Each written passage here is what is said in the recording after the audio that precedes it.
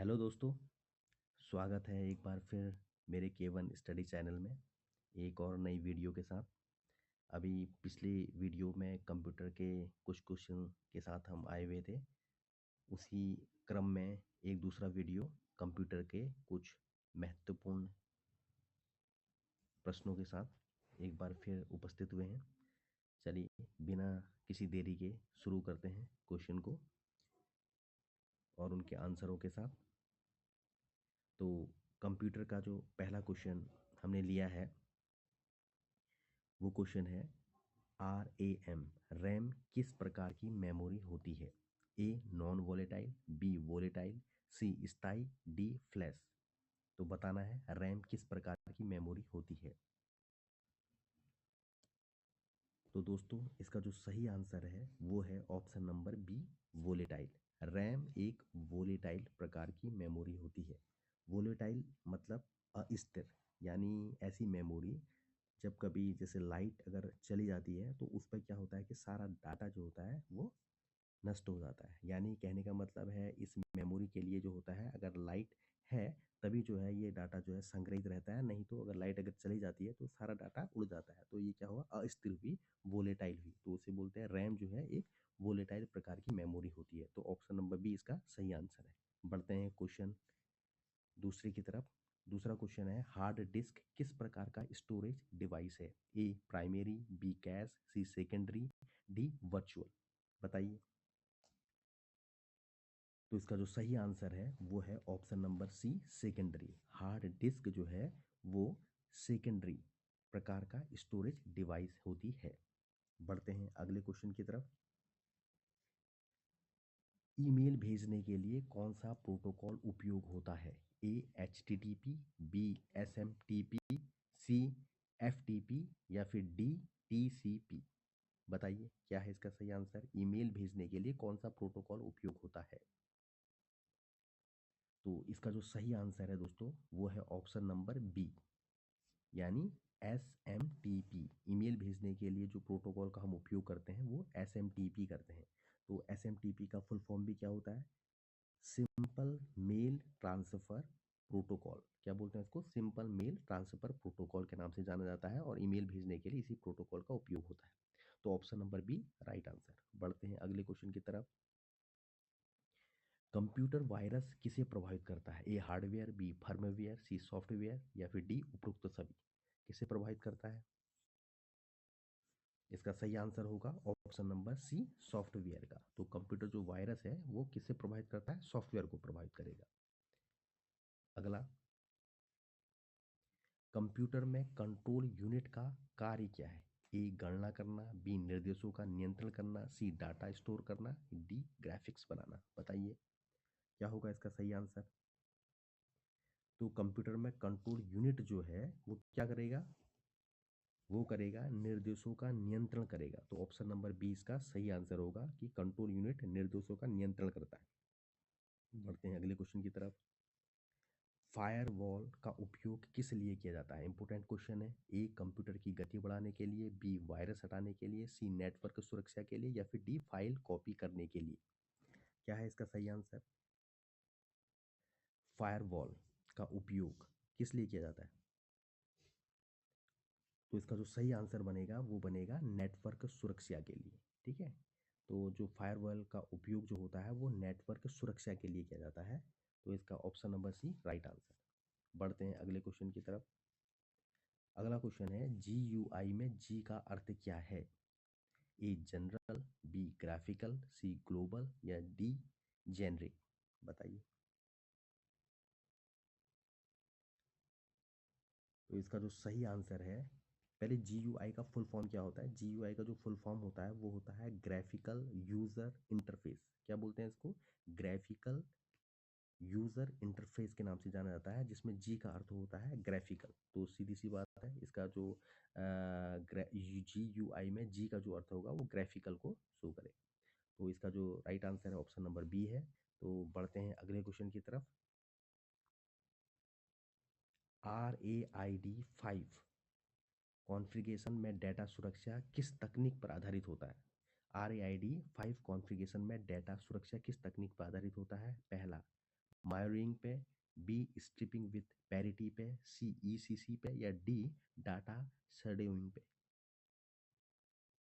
Data shadowing पे। तो क्या है इसका सही आंसर? रेड 5 कॉन्फ़िगरेशन में डाटा सुरक्षा किस तकनीक पर आधारित रहता है? तो इसका जो सही आंसर है वो बनेगा option number B, striping with parity. क्या बनेगा? Striping with parity. ठीक है ना? तो क्या है इसमें, ये एक टेक्निक है, मतलब पैरिटी के साथ स्ट्रिपिंग तकनीक है ये।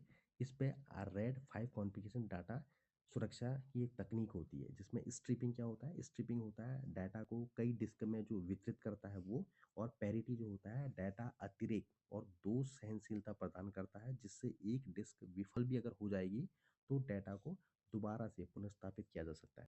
तो ये एक टेक्निक है स्ट्रिपिंग विथ पैरिटी। इसमें रेड 5 कॉन्फ़िगरेशन में डाटा सुरक्षा की तकनीक होती है, इस पर ये आधारित होता है। तो ऑप्शन नंबर बी जो है इसका सही आंसर है।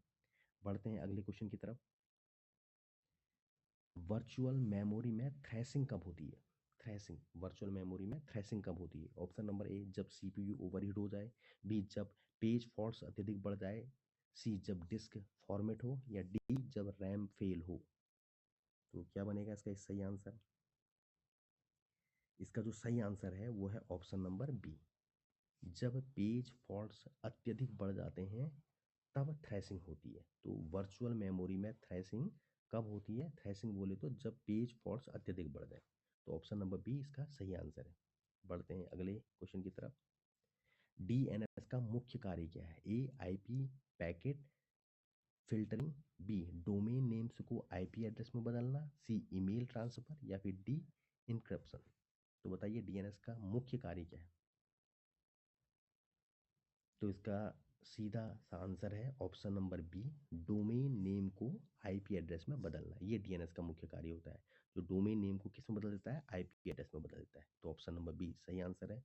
बढ़ते हैं अगले क्वेश्चन की तरफ। 11वां क्वेश्चन है, स्पूलिंग मुख्य रूप से किस डिवाइस के लिए उपयोग किया जाता है? स्पूलिंग मुख्य रूप से किस डिवाइस के लिए उपयोग किया जाता है? मॉनिटर, कीबोर्ड, प्रिंटर, या फिर स्कैनर। बताइए। तो इसका जो सही आंसर है वो है option number C, printer. Spooling जो है प्रिंटर में यूज़ किया जाता है। स्पूलिंग जो होती है एक प्रक्रिया होती है जिसमें डाटा को एक अस्थायी मेमोरी, जिसे क्या बोलते हैं, स्पूल या बफर बोलते हैं, कहा जाता है, और उसमें संग्रहित किया जाता है जब तक कि धीमी गति वाला डिवाइस, जो धीमी गति वाला डिवाइस कौन? प्रिंटर। प्रिंटर उसे संसाधित करने के लिए तैयार ना हो जाए। तो ये एक प्रोसेस है जो प्रिंटर में यूज़ होती है। तो स्पूलिंग मुख्य रूप से किस डिवाइस के लिए उपयोग किया जाता है? तो प्रिंटर के लिए किया जाता है। तो ऑप्शन नंबर सी इसका सही आंसर है। बढ़ते हैं अगले क्वेश्चन की तरफ।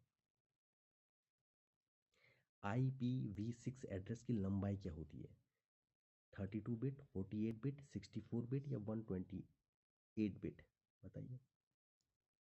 तो इसका जो सही आंसर है वो बनेगा option number D, 128 bit, 128 bit. IPv6 address की जो लंबाई होती है वो होती है 128 बिट। बढ़ते हैं अगले क्वेश्चन की तरफ। 13वां क्वेश्चन है, कैश मेमोरी का मुख्य उद्देश्य क्या है? कॉस्ट कम करना है, सिक्योरिटी बढ़ाना है, सीपीयू और मेन मेमोरी के बीच स्पीड गैप कम करना, या फिर स्टोरेज कैपेसिटी बढ़ाना। तो क्या होगा इसका सही answer? Cache memory. Cache memory का जो मुख्य उद्देश्य होता है वो होता है सीपीयू और मेन मेमोरी के बीच स्पीड गैप कम करना। ऑप्शन नंबर सी इसका एकदम सही आंसर है। तो पढ़ते हैं अगले क्वेश्चन की तरफ। डेटाबेस में नॉर्मलाइजेशन का मुख्य उद्देश्य क्या है? इंडेक्स बढ़ाना, रिडंडेंसी कम करना, बैकअप बनाना, या फिर डी, इनक्रप्शन। तो डेटाबेस में नॉर्मलाइजेशन का मुख्य उद्देश्य क्या होता है? बताइए। तो इसका जो सही आंसर है वो बनेगा ऑप्शन नंबर बी, रिडंडेंसी कम करना। तो रिडंडेंसी कम करना मतलब डाटा अतिरेक जो बोलते हैं इसको हिंदी में, डाटा अतिरेक कम करना। तो रिडंडेंसी कम करना इसका सही आंसर है। ऑप्शन नंबर बी सही आंसर। बढ़ते हैं अगले क्वेश्चन की तरफ। फ्रेगमेंटेशन किससे संबंधित है? नेटवर्क डिले से, मेमोरी मैनेजमेंट से, हार्डवेयर इंटरप्ट से, या फिर डी, सीपीयू शेड्यूलिंग से। फ्रेगमेंटेशन। तो इसका जो सही आंसर है फ्रेगमेंटेशन किससे संबंधित है, तो वो संबंधित है ऑप्शन नंबर बी जो है मेमोरी मैनेजमेंट से। तो ये मेमोरी मैनेजमेंट से संबंधित होता है, option number B right answer. बढ़ते हैं अगले क्वेश्चन की तरफ। एसएमटीपी किस प्रकार का प्रोटोकॉल है? ए कनेक्शनलेस, बी कनेक्शन ओरिएंटेड, सी नॉन रिलायबल, या डी इंक्रिप्शन बेस्ड। तो बताइए क्या हुआ इसका सही आंसर। इसका जो सही आंसर है वो है कनेक्शन ओरिएंटेड। एसएमटीपी किस प्रकार का प्रोटोकॉल है? कनेक्शन ओरिएंटेड है।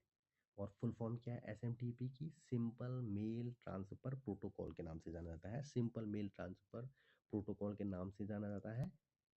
किस प्रकार का प्रोटोकॉल है बोल रहा है, और वो जो होता है वो होता है कनेक्शन ओरिएंटेड होता है। तो ऑप्शन नंबर बी इसका राइट आंसर। बढ़ते हैं अगले की तरफ। एसएसडी सॉलिड स्टेट ड्राइव किस तकनीक पर आधारित है? ऑप्टिकल स्टोरेज पे, मैग्नेटिक स्टोरेज पे, फ्लैश मेमोरी पे, या फिर लेजर टेक्नोलॉजी पे? बताइए किस पे होती है एसएसडी सॉलिड स्टेट ड्राइव, किस तकनीक पर आधारित होता है? ये होता है फ्लैश मेमोरी पे। Option number C right answer. जो एसएसडी होती है वो फ्लैश मेमोरी टेक्निक पर आधारित होती है। बढ़ते हैं अगले क्वेश्चन की तरफ। नेटवर्किंग में होप काउंट का अर्थ क्या है? राउटर से गुजरने की संख्या, पैकेट की लंबाई, पोर्ट नंबर, या फिर प्रोटोकॉल वर्जन? क्या बनेगा इसका सही आंसर? होप काउंट बोलते हैं का अर्थ क्या होता है नेटवर्किंग में? तो इसका जो सही आंसर है वो राउटर से गुजरने की संख्या।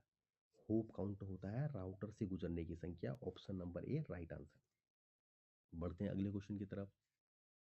19वां क्वेश्चन। बायोस का पूरा नाम क्या है? Basic input output system, binary integrated operating system, bus inside operating system, base internal output service? क्या होगा बायोस का पूरा नाम? क्या है फुल फॉर्म? तो इसकी जो फुल फॉर्म है simple, option number A basic input output system. तो बेसिक इनपुट आउटपुट सिस्टम होता है। Option number A right answer. बढ़ते हैं अगले क्वेश्चन की तरफ। क्लाउड कंप्यूटिंग में सास का अर्थ है SaaS। A software as a storage, B software as a service, C system as a service, और D solution as a system? तो क्या है? तो इसका जो सही आंसर बनेगा वो है option number B software as a service. Software जो है सर्विस के रूप में। क्लाउड कंप्यूटिंग में सास का अर्थ है सॉफ्टवेयर एज अ सर्विस। तो option number B right answer. बढ़ते हैं अगले क्वेश्चन की तरफ। किस मेमोरी को नॉन वोलेटाइल कहा जाता है? SRAM, DRAM, ROM, या कैश? बताइए सिंपल। तो इसका जो सही आंसर है वो रीड ओनली मेमोरी यानी ROM जो मेमोरी है वो नॉन वोलेटाइल के नाम से जानी जाती है।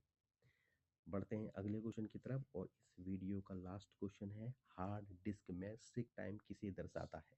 ए डिस्क का तापमान, सही ट्रैक खोजने में लगने वाला समय, डाटा ट्रांसफर रेट है, या फिर रोटेशनल स्पीड? क्या दर्शाएगा हार्ड डिस्क में सिक टाइम किसे दर्शाता है? क्या होगा इसका सही आंसर? तो इसका जो सही आंसर है वो है ऑप्शन नंबर बी सही ट्रैक खोजने में लगने वाला समय जो होता है वो सिक टाइम को दर्शाता है। तो ऑप्शन नंबर बी इसका सही आंसर है। तो कंप्यूटर के 22 क्वेश्चन पूरे हुए इस वीडियो में। आई होप आपको ये वीडियो पसंद आया होगा। तो मिलते हैं नए वीडियो के साथ, तब तक के लिए धन्यवाद।